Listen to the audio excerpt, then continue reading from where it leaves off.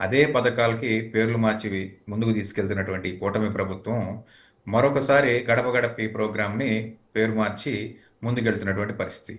నిజం చెప్పాలంటే ఇది కూటమి ప్రభుత్వానికి చాలా చాలా చాలా మంచి చేసేటువంటి ఒక ప్రోగ్రాం. ఓకే. ఎక్కడైతే ప్రభుత్వ పథకాలు అందుతున్నాయని చెప్పేసని చంద్రబాబు నాయుడు గారు చెప్తున్నారు, సూపర్ సిక్స్ అయిపోయిందని చెప్పేసి అని చెప్తున్నారు. హ్మ్. ప్రజలు మాత్రం ఇంకా ఏ ఏ పథకాలు రాలేదో, లేకపోతే వాళ్ళకి రావాల్సినటువంటి లబ్ధిదారుకు రావాల్సినటువంటి పథకాలని పట్టుకుని రెడీగా ఉన్నారు. వాళ్ళు అడగడానికి రెడీగా ఉన్నారు.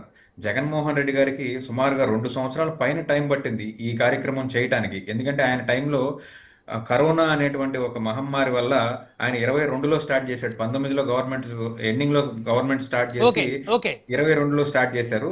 ఈ ప్రభుత్వం కూడా అదే విధంగా స్టార్ట్ చేయబోయింది. కాకపోతే అప్పుడు కరోనా ఉంది. ఇప్పుడు కరోనా లేదు. రైట్. రైట్. కాకపోతే ఇంప్లిమెంటేషన్ ఆఫ్ ఫ్రీబీస్ ఏవైతే ఉన్నాయో ఇవి 100% అయిపోయిందని చెప్పేసి అని కూటమి ప్రభుత్వం చెప్తుంది కాబట్టి ప్రజల యొక్క ప్రతిస్పందన తెలుసుకోవడం చాలా ఉత్తమం.